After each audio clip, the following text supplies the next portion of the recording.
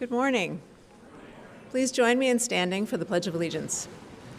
I pledge allegiance to the flag of the United States of America and to the republic for which it stands, one nation, indivisible, with liberty and justice for all. And here's Charlie with the announcements. Good morning. Today is Tuesday, May 20th, and it's a white day, and it's also the last normal chapel. So seniors, listen up. The next three announcements are for you. So seniors will meet in Fuller Hall on Wednesday morning at 8 a.m. for song practice. Please sit with your advisory, and please get there early. A reminder that the $75 senior fee is due by Friday. The fee must be paid in order to pick up your graduation tickets. If the fee creates a financial hardship, please stop by and see Mrs. Lejeune or email her. Prom tickets are in. Stop by the Student Life office today to pick up your ticket. If you are enrolled in AP Seminar, AP Language, or AP Research and AP Literature, please pick up your summer reading book from Ms. Hibbert in Ranger 210 before Thursday. Students enrolled in AP Physics 1 are asked to see Mr. Eckel in Streeter 225 before Thursday about summer preparation. Girls interested in running cross-country in the fall, please plan to meet in the gym after school on Wednesday, May 21st. We will discuss training plans for the summer. If you're unable to attend, please see Ms. Heeman or Mrs. Reed. Mr. Dembski's announcement. Okay, the Improv Club is honored to host an esteemed academic this evening at their annual comedy showcase. Trained in a deep career in contemplative architectural psychology, Dr. Tyson Molganovich is coming to the Academy by the way of the Institute of Enlightenment and Intellect in Copenhagen, where he trained under Dr. Ramden Demskevich and Professor Josiah Coffray. This is going to be a real treat. Come to the Black Box at 7 p.m. for some improv comedy and a lecture from one of the great academic lights of our current era. Don't forget, the 9th grade class is hosting a dance this Friday, May 23rd at the SJA Amphitheater from 7:30 to 10 p.m. The theme is luau, so feel free to wear something tropical. Come solo for just $3 or grab a friend and come as a couple for only $5. Doors close at 8:30 p.m. Just a quick reminder that today, right after school, Derek Reno will be hosting a panel discussion on school uniforms. We will be talking about how uniforms affect our community, identity, and daily life here at school. Students and faculty are both invited to share their perspectives and opinions. If you ever have had thoughts about dress code or just want to hear what others think, come join us. That's this afternoon, right after school in South Church. Hope to see you there. Congratulations to the following winners of Joran Birchel's capstone raffle to raise funds for the flood relief. The winner of the Bear Piece, Laura Gray. The winner of Mr. Chatterley's tree stump planter, Cassandra Kaufman. And the winner of Mr. Chatterley's white planter, Danielle Balch. Winners can pick up their prizes in the headmaster's office. Happy birthday today to Davis Palmieri. Yay. Happy birthday. Today for sports, we have track at U32 at 3. Please dismiss the teams at 11:45. Girls tennis at CVU at 4:30. Please dismiss the team at 1. Varsity and JV ultimate frisbee at 4:30. I'm pretty sure that's home versus CVU. Baseball and softball, home versus CVU at 4:30. Please release the teams at 2. And JV softball and baseball at CVU at 4. Please release the teams at 12:30. Okay, thank you. Have a good day.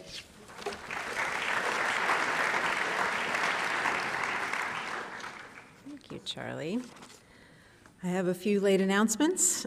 Congratulations to the 2025 senior class marshals, Isaac Lenzini and Charlie Moriarty. Congratulations, guys. They're the ones who do this at graduation, and they do it with a lot of aplomb. Varsity baseball both finished a previously rained-out game and completed a second game against BFA St. Albans last night. In the first game, the team won 3-0, where Will Eaton went 2 for 4. In the second game, the team won 10-0. Will Eaton went 3 for 4 with a triple and 2 RBIs. Rex Hauser went 2 for 2 with 1 home run, and Declan Kendall went 2 for 3 with 2 doubles and 1 RBI. Nice job. Double header for varsity baseball. Nice job, guys. Girls tennis beat Bellows Falls 6-1 on Friday. Congratulations to the following seniors on a successful season: Victoria Gutierrez, Sashka Tsiva, Taryn Trombley, Gracie Lawrence, and Natalia Martinez. Congratulations, guys.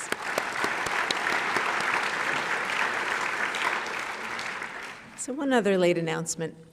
Last June, this community lost a beloved teacher and coach, Chip Langmaid. Some students and faculty have been working this year to find an appropriate way to commemorate the memory of Coach Langmaid as we approach that anniversary. They have planned a run, appropriately, for June 1st, which is the day before graduation, Sunday, June 1st. It is a fundraiser. It's planned as a fundraiser, but current students can register for free and just a suggested donation. All proceeds will go to name the renovated indoor track after Coach Langmaid. Please do participate to honor his memory. Thank you. So I had meant yesterday to thank everyone who made last Friday's Spring Day such a pleasure. The Student Diversity Council, all the class representatives, and folks who ran the food booths and yard sale and demonstrations and games. I want to thank our faculty members who were great sports in every way and fierce competitors and just joyous participants. You should know that I had a very serious conversation on Friday afternoon and then realized that I still had Mexican flags painted on my cheeks. It was a good day. Now, we have one guest today. I'd like to welcome Ashley Greenlaw.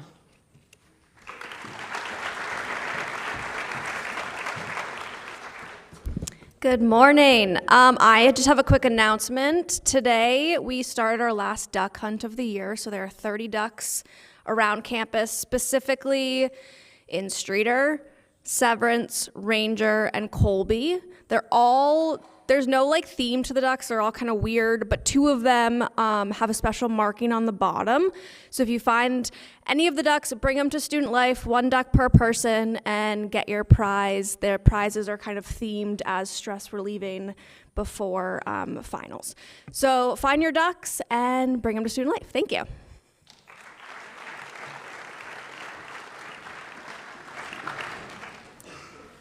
So as Charlie mentioned, this is the final daily chapel of the school year. Seniors, this is your final daily chapel as St. Johnsbury Academy students. I want to take a moment for us to think back across this year and remember the ways that we began our days together here in chapel. Days like yesterday when we got to rock out to Led Zeppelin with all those guitars and flutes and Charlie and Kian and Liam on drums. Mornings like the one a few weeks ago when Kevin Zhang was playing Claire de Lune so beautifully. And because the wheels on the piano had not fully locked, he had to sort of chase the piano as it rolled away from him, and he still finished absolutely beautifully. Mornings like the one when Ava Ward brought 3 kindergarten girls here to thank the IT team for helping them with classroom technology. The morning we played a trivia game about cookies. How about the morning when I explained the potential health benefits of swearing? You've all forgotten that. The morning Marcus told us memorably that he's just a dude. And so are we all. The greeting and farewell speeches from those Kaijo boys. I'm sure that you all have a favorite moment or just a moment that you remember for one reason or another. This is something we do together that is so special, and it gives us lots of gifts as a school community, and I want to recognize and appreciate that. I want to thank everyone here who's been part of helping to make these daily beginnings in chapel meaningful and joyous and inspiring on-ramps for every day. There's no small amount of effort that goes into them. In any given chapel, there are moments of courage, strength, creativity, annoyance, pride, nervousness, joy, discomfort, and hilarity.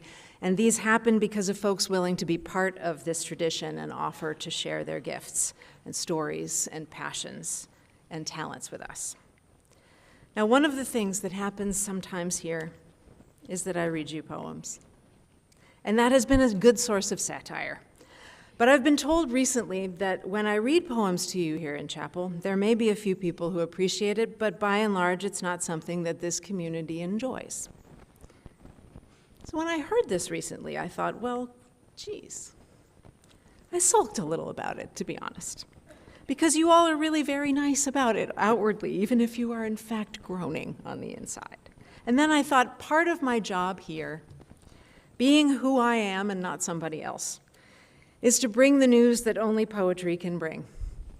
William Carlos Williams wrote, "It is difficult to get the news from poems. Yet men die miserably every day for lack of what is found there.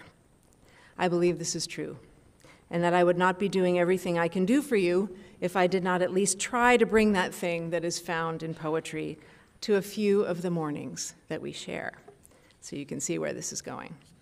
But seriously, on this final day of chapel, I want to offer you the dubious gift of a poem to those who will want to take it up. A poem about doing the work of the world, each of us in our own way, and not being afraid to give of ourselves while moving in a common rhythm, like the one that we have here at the Academy.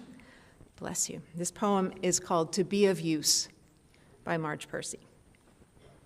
The people I love best jump into work head first, without dallying in the shallows, and swim off with sure strokes almost out of sight.